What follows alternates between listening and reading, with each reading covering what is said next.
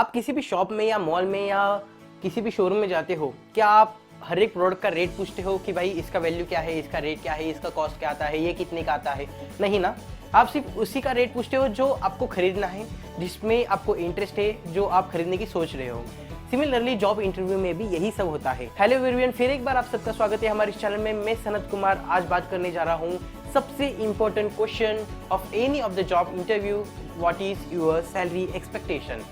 जैसे कि मैंने पहले ही एग्जांपल दे दिया, आप किसी शॉप में जा रहे हो तो हर एक प्रोडक्ट का रेट नहीं पूछते, आप सिर्फ उसी प्रोडक्ट का रेट पूछते हो जो आपको खरीदना है या फिर आप खरीदने की सोच रहे हो या फिर आपको उसमें इंटरेस्ट है।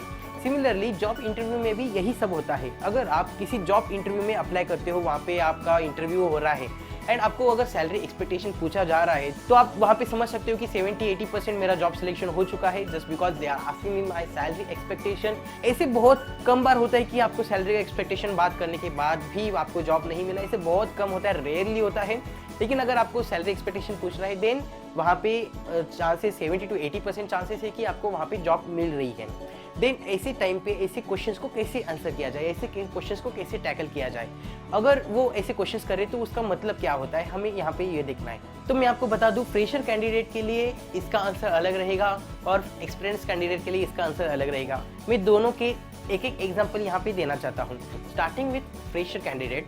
अगर मैं फ्रेशर हूँ, मेरा अच्छा इंटरव्यू होता है, मेरा एकेडमिक्स अच्छा है, को करिकुलर एक्स्ट्रा करिकुलर अच्छा है, मेरा रिज्यूमे अच्छा है, जैसे मैंने पहले वीडियो में बताया था रिज्यूमे के बारे में, सेल्फ इंट्रोडक्शन के बारे में, या और जो भी राउंड्स हो रहे हैं इंटरव्यू में, सब कुछ मेरा प्रोसेस अच्छा हो गया एंड लास्ट में HR अगर मुझे पूछ रहा है कि what is your salary expectation और what you are expecting from the company, then आपको डायरेक्टली कोई अमाउंट वहाँ पे नहीं देना है, वहाँ पे आपको कोई अमाउंट नहीं रखना है। अगर आप कोई अमाउंट वहाँ पे रख रहे हो, वहाँ पे कोई फर्क नहीं पड़ेगा, लेकिन वहाँ पे कोई पॉजिटिव इम्पैक्ट भी नहीं आ रहा है। अगर आप कोई अमाउंट वहाँ पे बता रहे हो और कोई नंबर भी दे रहे हो और उसका कोई पॉजिटिव इम्पैक्ट भी आ रहा है, तो वो बहुत अच्छा होता है, राइट।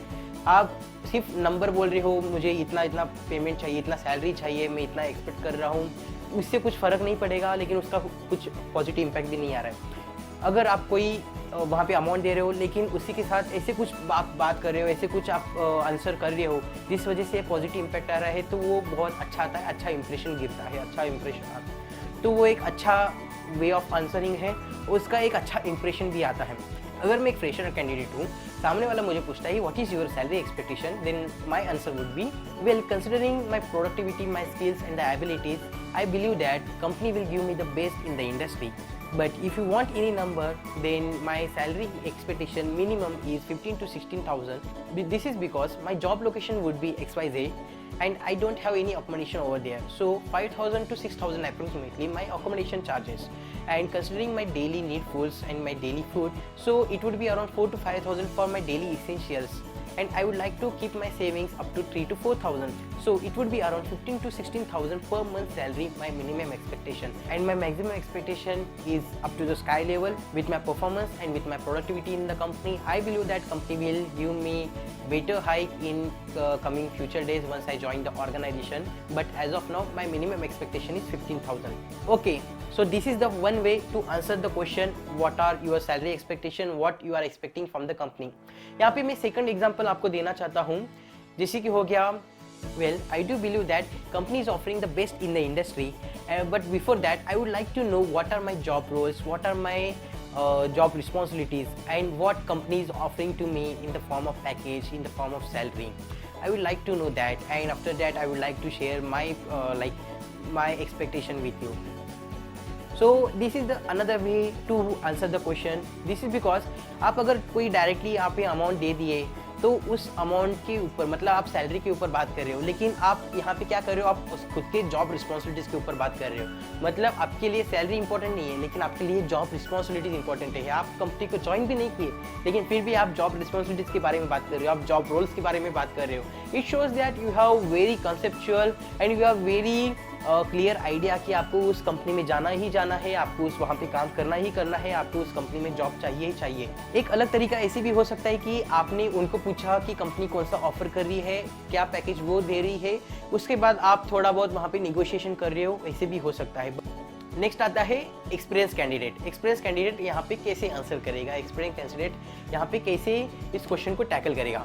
आते हैं सेम क्वेश्चन पे। Okay Sanat, as you have experience of 2 years, what you are expecting from the company, what are you expecting salary, how much hike you are expecting over here.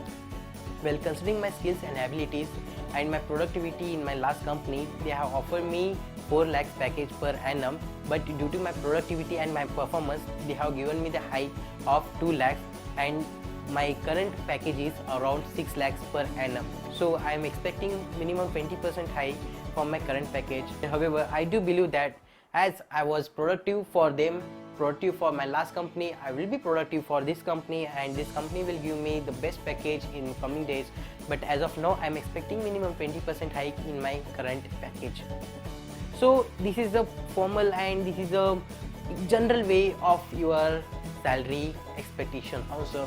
मैं आपको यहाँ पे बता दूँ, आपने यहाँ पे क्या बोला है, आपने यहाँ पे बता दिया कि आपको 4 लाख का पैकेज था, लेकिन आपके परफॉर्मेंस की वजह से आपका 2 लाख से पैकेज बढ़ गया। 2 लाख से आपका बढ़ गया, मतलब आपका पैकेज अभी है 6 एंड आप कंपनी शिफ्ट कर रहे हो। तो कंपनी शिफ्ट करने के अलग अलग चांसेस हो सकते हैं, अलग अलग रीजंस हो सकते हैं, अलग अलग अपॉर्चुनिटीज़ की वजह से आप चेंजेस कर सकते हो। देन उसका क्वेश्चन, उसका आंसर अलग अलग है। आप वहाँ पे चेंज कर रहे हो एंड वहाँ पे आपको सैलरी निगोशिएशन हो रहा है, वहाँ पे आप सैलरी पे बात कर रहे हो। देन आप बता रहे हो कि 4 लाख था, 2 लाख बढ़ गया, 6 लाख हो गया, तो 6 लाख के ऊपर आप 20% हाइक मांग रहे हो। अगर आप सैलरी एक्सपेक्टेशन की क्वेश्चन तक वहाँ पहुँच चुके हो, देन 80% वहाँ पे चांसेस है कि आपका सिलेक्शन हो सकता है। देन आपको वहाँ पे 20% भी वहाँ पे मिल सकता है।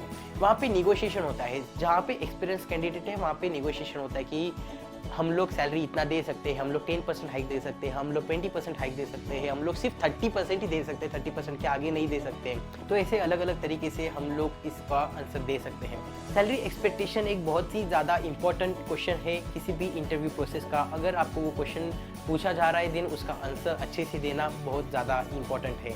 अगर आपको कुछ डाउट्स हो, कुछ क्वेश्चंस हो, कुछ क्वेरीज हो, then comment section is there, आपको कमेंट भी करना है। वीडियो को लाइक करने के लिए आपका धन्यवाद, वीडियो को शेयर करने के लिए आपका धन्यवाद, चैनल को सब्सक्राइब करने के लिए आपका धन्यवाद। चैनल को सब्सक्राइब नहीं किया तो आप चैनल को भी सब्सक्राइब कर सकते हो। हम लोग मिलते हैं हमारे नए वीडियो में। Till then bye bye, all the best for your next journey.